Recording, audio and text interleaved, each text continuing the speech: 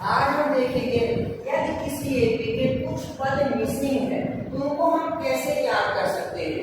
जैसे यहाँ पर आप देख रहे हैं, आपको दिया है A1 पता है, A2, A3, A4 और A5।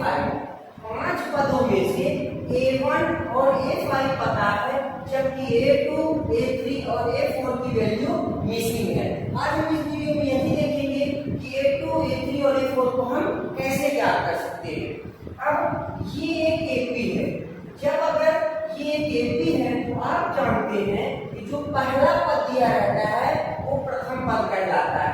यहाँ पे हमें दिया है प्रथम पद A बराबर आपको दिया है 5। एपी का प्रथम पद हमें 5 मिल गया और आप देख रहे हैं A5 मतलब पांचवा पद आपको कितना दिया है 21।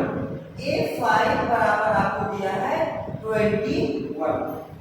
अब हमें केवल दो ही चीज पता है, एपी का प्रथम पद पता है और एपी का मुझे पांचवा पद भी पता हो गया है कि वो क्या है। अब इन्हीं दोनों को हम कुछ ना कुछ तरीके से सॉल्व करेंगे और फिर ए का मान पता है, पहले हम डी का मान याद करेंगे। डी का मान याद हो जाएगा अगर हमें, तो हम एपी का कोई भी पद याद कर सकते हैं।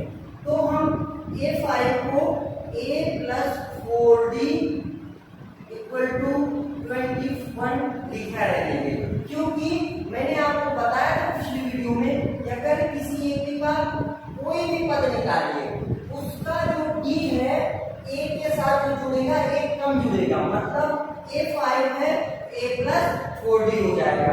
अब हमें ए की वैल्यू पता है, ए की वैल्यू क्या है 5 + 4D = 21।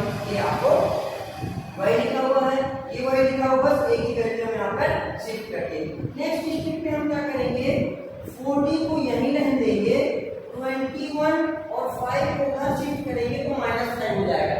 कैसे? यदि किसी संख्या के पास इधर में पॉजिटिव लगा रहता है, मतलब प्लस में रहता है, तो उधर जाकर तो कैसा जाता है माइनस में। आप जानते हैं कि कोई भी अगर अकेली संख्या लीजिए वो बराबर की एक तरफ रहेगा और जिसमें कोई चर वैल्यू लगी रहती है वो बराबर के एक तरफ रहेगा। अब ये 4D अभी यहाँ पे लिखा रहेगा। अभी क्या है 21 - 5, 21 में 5 का घटाना होगा तो आपका कितना आएगा यहाँ पे 16 आएगा। क्या मिलेगा 16। अब हमें D की वैल्यू चाहिए तो 16 ऑलरेडी यहाँ लिखा हुआ है, 4D के मल्टीप्लाई में ये कहाँ जाएगा डिवाइड में जाएगा 16 के। अब 16 में 4 का आप डिवाइड कर दीजिए, आपको आ जाएगा 4, क्योंकि 4 4 जा 16 होता है। D की वैल्यू हमें कितना मिल गया 4। अब हमें A का मान क्या मिल चुका है 5 पहले से ही। D का मान क्या मिल चुका है दोस्तों, जब हमने सॉल्व किया D का मान मुझे 4 मिल गया। अब हम A2, A3 और A4 की वैल्यू को याद कर सकते हैं। हमें A2 निकालना है, A2 बराबर हो जाएगा आपका A + B। A + D मैंने अभी पहले भी बताया, जिस पद को आप निकालोगे वो A के साथ D कम रहेगा। अब A की वैल्यू यहाँ पे आप शिफ्ट करिए 5, D की वैल्यू शिफ्ट करिए 4, A की वैल्यू 5, D की वैल्यू 4, दोनों का एडिशन हुआ कितना आ गया 9। हमें दूसरा पद मिल गया कितना 9। इसी तरह हम तीसरा पद में निकाल सकते हैं A3 बराबर A + 2D, A + 2D। तीसरा पद है D कम है, A की वैल्यू 5 + 2, D की वैल्यू 4। अब 5 वही है, 2 और 4 का मल्टीप्लाई क्यों, 2 और D यहाँ पे मल्टीप्लाई में है, 2 और 4 भी मल्टीप्लाई में हो गए, 2 4 जा 8 हो गए। यहाँ पे 5 और 8 के बीच में प्लस है तो दोनों जुड़े कितने हो जाएंगे 13।